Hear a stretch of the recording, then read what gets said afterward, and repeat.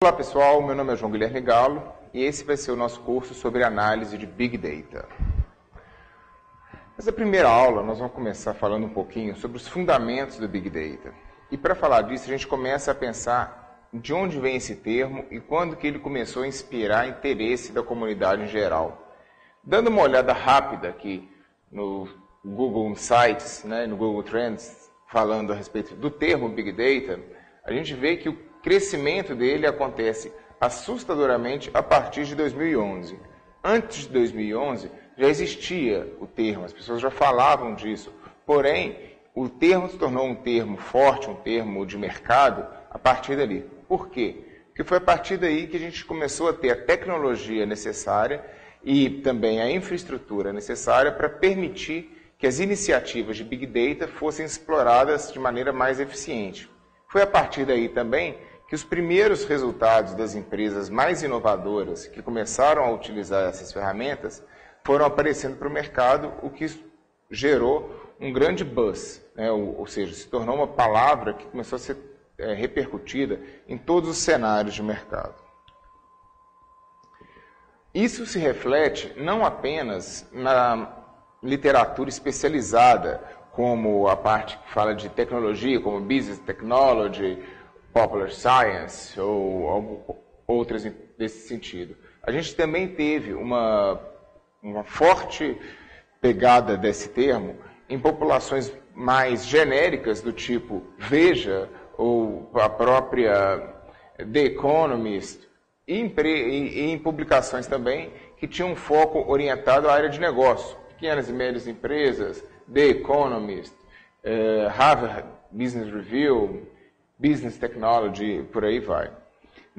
Fato é que quando a gente tem tanta gente falando desse mesmo tema, obviamente, cada um deles vai ter um viés diferente, cada um deles vai ter um enfoque diferente. Não adianta pensar que a matéria da Veja vai tratar Big Data da mesma forma que a matéria da Business Technology, ou da Harvard Business Review, ou da The Economist. O que acontece, então? Por que isso acontece? Acontece que Big Data é um tema que permeia todos os setores da sociedade e tem vários enfoques que podem ser dados. Tanto falando da parte tecnológica, da infraestrutura que tem que ser desenvolvida para isso, da capacidade computacional que se atingiu para conseguir fazer análise de Big Data, mas também em outros segmentos, como quando se fala de uma cultura geral, você vai querer saber o impacto disso na sociedade, você vai querer entender como que essas novas tecnologias e essas novas abordagens vão ter um impacto direto na sociedade. Outras publicações que têm um viés mais orientado a negócios vão querer saber como aproveitar dessas tecnologias para otimizarem seus negócios, para terem melhores resultados, para melhorar seus produtos. Então, o fato é que Big Data significa coisas diferentes para pessoas diferentes. Cada viés desse da mídia vai trazer uma abordagem distinta. Um outro problema que acaba acontecendo é que os próprios fornecedores de solução de Big Data muitas vezes não estão interessados em apresentar o que é Big Data propriamente dito. Eles acabam trazendo um olhar que vai muito mais de como vender o produto deles do que como explicar a tecnologia. E como é uma tecnologia que está num momento ainda de nascimento, há muitas dúvidas. Na verdade, ninguém sabe exatamente o que é ou para onde vai. A gente já tem vários direcionamentos, mas tudo pode mudar a qualquer momento. Então, quando a gente fala de Big Data, a primeira coisa que vem à nossa mente é a grande quantidade de dados que são tratados. Só para vocês terem uma ideia, em 2011, nós tínhamos aproximadamente 1,7 zettabytes de dados. Em 2012, esse número cresceu para 2,7, ou seja, quase dobrou. A métrica que a gente acaba usando é que ele praticamente dobra a cada 3 anos. Porque, como vocês podem ver, em 2015, a gente já projeta 8 zettabytes. Aí você me pergunta, o que é 1 zettabyte? Que número é esse? Isso fica sempre uma coisa muito perdida no conceito das pessoas. É 1 mega, é 1 tera, é 1 peta, 1 zeta, o que é isso? Pra vocês terem uma ideia, toda a internet, tudo que existia na internet em 2009 era meio zettabyte. Então, vocês imaginem que quando a gente pensa de poucos anos atrás, toda aquela informação que a gente já considerava absurdamente grande disponível na internet significava meio zettabyte. 1 zettabyte, se você pegasse iPads, esse iPad Air mais fino, de 7,5 mm de espessura, e empilhasse aqueles iPads com 16 GB, a gente teria 75 bilhões de iPads empilhados. Isso daria uma torre de 562.500 quilômetros, que é aproximadamente 1,5 vezes a distância da Terra à Lua. Então, vocês imaginem o tamanho dessa informação, né? E voltar até metade do caminho da Terra à Lua. 42 zettabytes são todas as palavras já ditas pela humanidade, por todos nós, em toda a história da humanidade, até os dias de hoje, se elas fossem digitalizadas. Então, dá para ter uma noção da grandeza dos números que nós estamos falando. Quando a gente fala aqui, então, de caminharmos para 8 zettabytes em 2015, a gente tem uma noção do tamanho das informações que a gente está trabalhando, a quantidade de dados, né? O que a gente começa a perceber é justamente essa noção de uma nova lei de Moore, né? Nos anos 80, falava-se da duplicação da capacidade de processamento.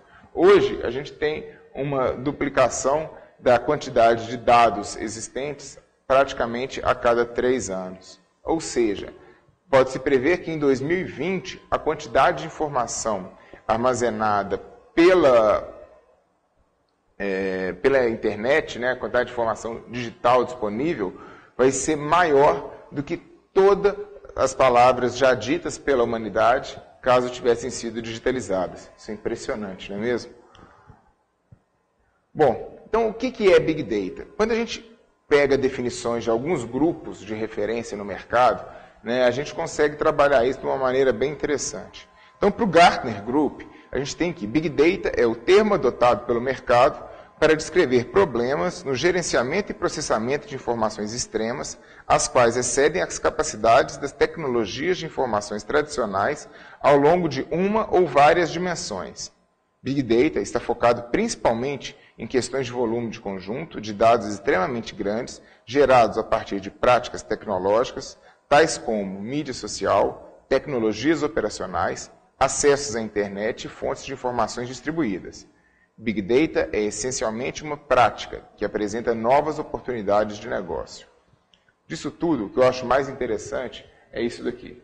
Big Data é essencialmente uma prática que apresenta novas oportunidades de negócio. Por que a gente está conversando sobre isso aqui hoje? Por que esse é um tema que está, então, tanto em referência? Porque um novo cenário de possibilidades se apresenta em função daquilo que Big Data traz para a comunidade em geral. Tanto do lado das empresas, com novas alternativas para explorarem, quanto do lado das equipes de tecnologia, que têm novas ferramentas para desenvolver. É um cenário bem parecido com o cenário de uns 20 anos atrás, quando a internet começou a tomar corpo e a gente começava a ver, então, novas startups aparecendo, uma série de novas companhias surgindo e tomando conta desse novo mercado, né? Isso é bom, isso é uma oportunidade. Isso é talvez a chance de muitas outras empresas surgirem e dominarem esse novo momento do mercado. A McKinsey, ela já tem uma definição um pouquinho diferente, um pouco mais focada na utilização e na geração dos dados. Então, ele diz que a intensa utilização de redes sociais online, de dispositivos móveis para conexão à internet, transações e conteúdos digitais, e também o crescente uso da computação em nuvem, tem gerado quantidades incalculáveis de dados. Vocês percebam que o foco da McKinsey é muito mais nessa interação dos indivíduos com todo esse mundo digital e toda a pegada digital que eles geram ali dentro. O termo Big Data tem gerado quantidades... o termo Big Data refere-se a este conjunto de dados cujo crescimento é exponencial e cuja dimensão está além da habilidade das ferramentas típicas de capturar, gerenciar e analisar dados. Esse é um outro termo muito importante. O termo Big Data refere-se a esse conjunto de dados cujo crescimento é exponencial. né? Então a gente está lembrando daquele nossa curva de duplicar toda a quantidade de informações, de dados, a cada 3 anos. Né? E a dimensão está além das habilidades das ferramentas típicas de capturar, gerenciar e analisar dados. Não adianta querer resolver um problema de Big Data através de um banco de dados relacional. Ele não foi feito para isso. Ele não foi concebido tendo isso em mente. Né? E principalmente, quando a gente fala de Big Data, a gente vai ter uma série de dados não estruturados, uma série de modelos de dados que não são contemplados pelas soluções de SGBDs ou mesmo de data warehouses. O que a gente tem, então, é que todo esse cenário, ele configura uma nova realidade, com novas tecnologias, novas ferramentas e também novas oportunidades. Então, é o momento de aproveitarmos essa chance de nos posicionarmos como líderes desses mercados, entendermos como que a gente pode atuar dentro deles, porque, como nós vamos ver mais na frente, falta muita gente para esse mercado. Então, o que é Big Data? Normalmente, Big Data é definido considerando 3 Vs. O volume, ou seja, petabytes gerados a cada dia aí na internet, as interações via rede social, essas fotos que as pessoas postam aí no Instagram, os vídeos que fazem upload para o YouTube, posts no Facebook, compartilhamentos, curtidas, todas essas interações geram uma quantidade absurda de dados.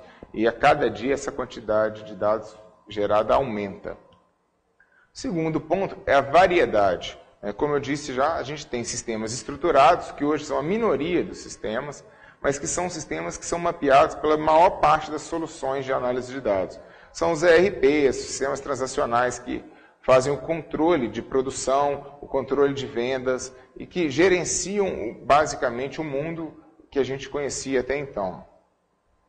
E os dados não estruturados, que hoje são a imensa maioria, que são os posts em blogs, vídeos gravados em sistemas de segurança, postados no YouTube, postados no Instagram, fotos, comentários, posts compartilhados, links compartilhados, comunicações via Skype, tudo isso. Então, isso tudo gera dados de natureza completamente diferentes. Né? E aí é um novo desafio. Como integrar dados textuais a dados visuais, a dados audiovisuais, e como fazer isso de maneira eficiente, como trazer valor para a empresa a partir dessa integração. E por último, a velocidade. Muitas vezes nós precisamos agir de maneira muito rápida, praticamente em tempo real. A expectativa que se tem é que com Big Data seja possível tomar decisões online e corrigir problemas no processo de manufatura, consertar o fluxo de tráfego de uma cidade para evitar um mega congestionamento, identificar o perfil específico daquela pessoa que está navegando dentro de uma loja, mesmo que não se tenha um log histórico dela muito grande, e com isso fazer as ofertas que são mais adequadas a ela. Agora, além desses 3 Vs tradicionais, um autor brasileiro, que é o César Taurion, acrescentou mais 2 que eu considerei muito pertinentes e resolvi compartilhar aqui com vocês. O primeiro deles é a veracidade. A gente precisa ter certeza que os dados fazem sentido, que esses dados são autênticos. Né? Parece incrível isso, mas grande quantidade dos executivos fala que não acredita nos dados que eles têm em mão na hora de tomar uma decisão. Poxa vida, como esperar que essa pessoa tome uma decisão baseada em dados se ela não confia nesses dados? E o outro é o valor. É absolutamente necessário para uma empresa que ela perceba o valor desses dados para ela, que ela perceba o retorno do conhecimento desses dados, da integração desses dados. No fim das contas, o que vale é o quanto isso faz aumentar a receita da empresa, o quanto isso vai defender o market share dela, o quanto isso vai transformar aquela empresa numa empresa mais forte. Então, falando um pouquinho de volume, né? O volume é uma variável extremamente subjetiva. Aí você me fala, poxa, não é subjetivo, volume é objetivo. Pode ter 1 mega, 1 tera, 1 petabyte, 1 gigabyte. Isso é objetivo. Não, não é. Por quê? Porque se você pensasse em você mesmo, 10 anos atrás, e você falasse que eu tenho um arquivo, um HD no meu notebook com 1 terabyte, isso às vezes era impensável. A pessoa achava que aquela quantidade de arquivos era uma quantidade absurda, que ninguém precisaria de tanto espaço para armazenar dados. Hoje em dia, qualquer notebook aí está sendo vendido já com a possibilidade de um HD aí de 1 terabyte. Segundo ponto, as decisões que devem ser baseadas em dados e não em palpites. Para a gente poder ter essas decisões realmente baseadas em dados, a gente precisa de uma quantidade de dados tal que vá dar uma consistência às informações que estão sendo oriundas daqueles dados. Então, quanto mais dados, mais a gente consegue comprovar aquelas teorias que estão sendo implementadas pela análise desses dados. A visão 360 graus da empresa. As empresas hoje não ficam mais naquela só de ter um ponto de vista e analisar todo o fluxo da empresa a partir daquele ponto de vista.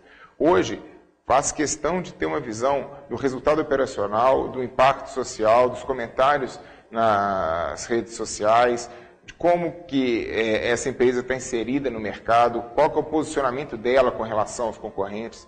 E isso tudo vai nos trazer, então, uma quantidade de dados infinitamente superior àquela que nós tínhamos até então. O crescimento geométrico da quantidade de dados armazenados nós já vimos. A geração de dados cada vez maior, cada vez mais fontes de dados gerando esses dados e cada vez mais a gente percebendo que quando a gente consegue explorar essas informações, esses dados de maneira eficiente, a gente tem um resultado muito positivo. A gente tem, então, sistemas transacionais, sensores, câmeras, mídias sociais, apresentações, etc. Hoje em dia, o mundo cada vez mais se digitaliza. O tempo inteiro a gente gera conteúdo digital. E esse conteúdo pode ser aproveitado para o nosso benefício, para o benefício das empresas, para o benefício da sociedade como um todo. Quando a gente fala de variedade, a gente tem aqui dados textuais, estruturados e semi-estruturados, ou seja, tanto aqueles dados que vêm dos ERPs, dos sistemas transacionais, quanto aqueles posts em blogs, comentários no Facebook, tweets, etc. Dados textuais livres, onde a gente vai ter o dado fluindo livremente mesmo, podem ser até livros que foram digitalizados, ou testemunhos que foram colocados aí no comentário de alguma notícia, ou as próprias notícias que foram veiculadas nos portais. Fotos e vídeos, a gente vê o tempo inteiro, desde crianças até idosos, postando aí o seu dia a dia, o seu cotidiano.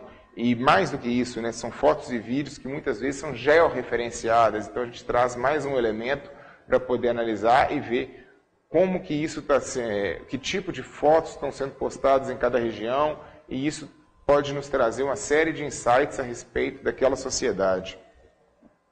As postagens em redes sociais e blogs, e os sistemas automatizados que estão ligados na rede. Cada vez mais a gente tem sistemas de transacionais que estão de alguma forma ligados à internet para fornecer acesso aos seus gestores, aos seus usuários, seus gerentes. E isso traz uma quantidade de dados que pode estar disponível também, que é extremamente valiosa.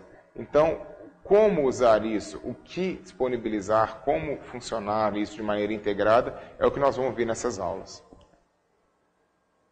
Bom, a velocidade. Como eu já disse, a gente precisa ter acesso a esses dados praticamente em tempo real. Não tem como mais ficar esperando esses dados serem processados por dias, semanas, até a gente ter essas informações. Hoje, o objetivo principal é ser capaz de tomar uma decisão baseado naquilo que está acontecendo naquele momento. E não simplesmente querer predizer o futuro pelo passado. A gente quer predizer pelo momento atual. Minimizar a latência da informação é isso. Ao invés de esperar semanas para conseguir uma informação, eu quero aquela informação à medida que ela acontece. São os streaming de dados, os fluxos de dados que são analisados. Temos que estar preparados para solicitações que não haviam sido previstas. Então, ao invés de simplesmente termos relatórios que apontam sempre as mesmas coisas, os sistemas têm que estar preparados para aceitarem questionamentos e novas regras de negócio a partir dos seus usuários, que vão ter que ser processadas em tempo real também. Então, isso é um mundo completamente novo, isso é um paradigma completamente novo. né? E isso implica em modelos altamente flexíveis. O valor, como eu já falei também, né, é que essas análises de dados devem gerar valor para as empresas, né? Então, a percepção que os gestores, que os executivos das empresas têm que ter da qualidade desse serviço prestado vai estar diretamente relacionada ao valor que esse serviço traz para eles, né? Uma das coisas que pode ser é a própria defesa do market share, né? Quando você deixa passar o momento para explorar isso, você muitas vezes perde aquela oportunidade de ter aquele market share defendido ou mesmo de expandir. Às vezes as empresas ficam numa posição muito reativa, esperando tudo estar muito maduro para tomarem a decisão de entrada e acabam perdendo o bonde da história, né? Vocês devem se lembrar do caso da Microsoft, quando começou a guerra dos navegadores na internet. Ela já tinha tudo para dominar o mercado, porém não acreditou na internet. Deixou o Netscape virar o navegador padrão e depois gastou aí alguns bilhões de dólares para conseguir ocupar de novo a posição de líder, que acabou perdendo muitos anos depois, e principalmente teve uma batalha jurídica tremenda para conseguir recuperar seu espaço na web. A veracidade, que as conclusões tiradas a partir dos dados têm que ser coerentes, elas têm que se provar, né? As fontes de dados devem ser confiáveis o suficiente. Então, mesmo que a gente busque dados de forma indiscriminada, é necessário que a gente valide esses dados e a gente veja o que pode ser considerado na hora de uma tomada de decisão e aquilo que deve ser desperdiçado. Então, resumindo, o que é Big Data? Né? Big Data é muito mais do que um produto de software ou um determinado hardware.